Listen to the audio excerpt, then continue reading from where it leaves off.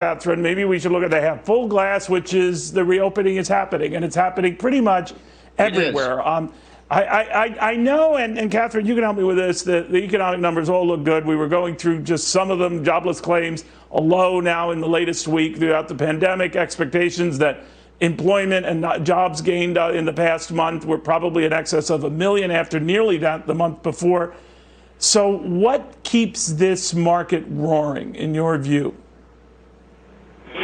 Well, that's, I guess, right. Assuming that the market keeps roaring. The market keeps roaring, Neil, but I think one of the things that we can continue to expect with regard to the reopening trade is that people will spend more money. We did a bull ticket analysis of consumer leverage over discretionary income, and that ratio, Neil, which is basically how indebted are you versus how much cash you have in your pocket, that's at the lowest in decades. So if we consider, as Steve correctly said, vaccinations are going very well. The state of Florida, where I am, has been spectacular. Kids have been in school, they only missed maybe 2 or 3 months. Business is booming. New Yorkers, New Jersey, tri-state, my old neighborhoods are coming down in droves. So Florida, I think, is a good example of an opened economy that has thrived, flourished, and will continue to do so. But that said, I think consumer discretionary as a sector is going to do very, very well, because as the populace gets increasingly vaccinated, people are going to go back to their old habits of consumption. And that is very good for all things recreational. We're talking concert halls. We're talking, movie theaters. We're talking anything that people can have fun and do, I think are going to do very well in 2021. One more point, Neil, and that is that base effects are extremely favorable. So 30% earnings growth year over year, fantastic. But first quarter last year was dismal. Second quarter last year was even worse. So expect an even more stellar second quarter earnings season. So I think this year is going to do very well. 2022 is where we really need to watch. Yeah, because the year-over-year comparisons are going to be pretty good layups for companies, right? I mean, it was so awful that it looks great. And so the further along we go, that comparison is going to get tougher. Guys, don't go too far. We're going to be picking your brain on other big developments going on today, including this inflation fear that still is kind of out there. But I want to thank you both. Steve Moore back with us, Kathryn Rooney Vera. Steve, you guys had your differences with the chamber as well over other issues, namely the trade battles. But this gets back to basics on taxes, and the chamber's worried this is going to have damaging effects on business hiring practices. Do you agree with that? There's no question it will, Neil. Look, we're living in a global economy. The American companies, whether they're small businesses or American corporations, are competing against China and Japan and Germany and France and Mexico. When we put our tax plan together for Trump, we were looking at how do we enhance the competitiveness of our businesses? How do we make them tax competitive? How do we make them competitive in terms of trade and in terms of the regulatory burden? And we lowered all of those, and it worked. I mean, my goodness, I've got a figure for you, Neil, that you may not have heard before. But over the 3 years, after we passed that tax cut, we've brought in $1.5 trillion of capital from the rest of the world. Think of how many jobs were associated with bringing all this money back into the United States. I think the chamber is very right to sound the alarms on these massive tax increases. The increase in capital gains, the increase in the corporate tax rate will make the United States a less hospitable place to be investing in. And one other quick point. I just don't see these other countries going along with this global tax rate. Why would Ireland, that has the lowest tax rate in the world, why would they agree to that?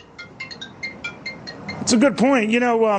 That might be Donald Trump for you, Steve, so I'll let you get that. But let me ask you, Kathryn, because the last time we raised the capital gains rate back in 2013, all the doom and gloom concerns didn't materialize. Now, it was a different time, different period. I get that. But Democrats argue that the selling in mass that some envision, or a freeze on all hiring that some fear, just doesn't happen. It won't happen. They insist that. What do you think?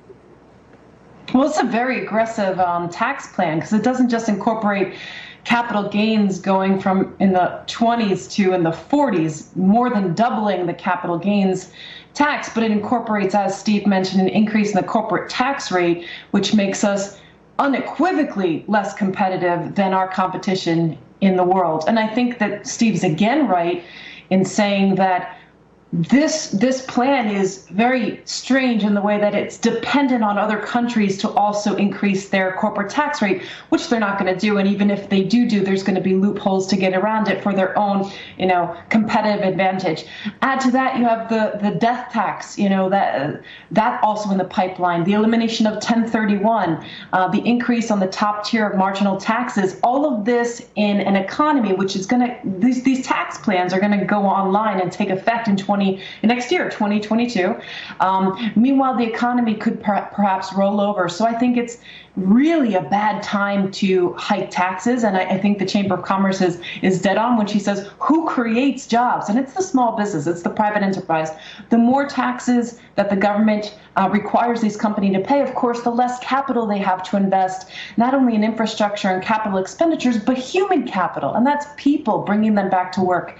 So less is more. Taxes and regulation are going higher, and I think that's going to be a strain on the economic activity going forward. Steve, very quickly, President Biden said in an interview, I think he was on the Today Show, I could be wrong, CBS, he was on an interview where he said that this boom that we're enjoying is courtesy of all of this spending. What do you say? Steve, you hear me? So sorry, I couldn't hear what you just said. Oh, that the administration is taking credit for this economic boom we're experiencing courtesy of all the spending he initiated. What do you think of that? Well, look, spending has to be paid for one way or the other, Neil. I heard your previous discussion about how Democrats are going to pay for all this, and it is a big issue for them about whether they're going to pay for it with massive increases in debt or massive increases in taxes. And I got to tell you, I'm kind of undecided about that because I think both of those alternatives have negative consequences. It's really a question of this, Neil. Do we raise your taxes now?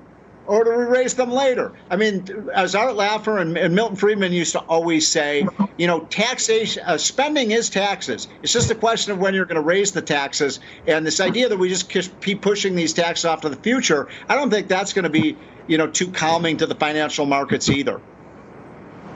All right, guys, I want to thank you both very, very much. And again, the short-term effect is like a nicotine impact.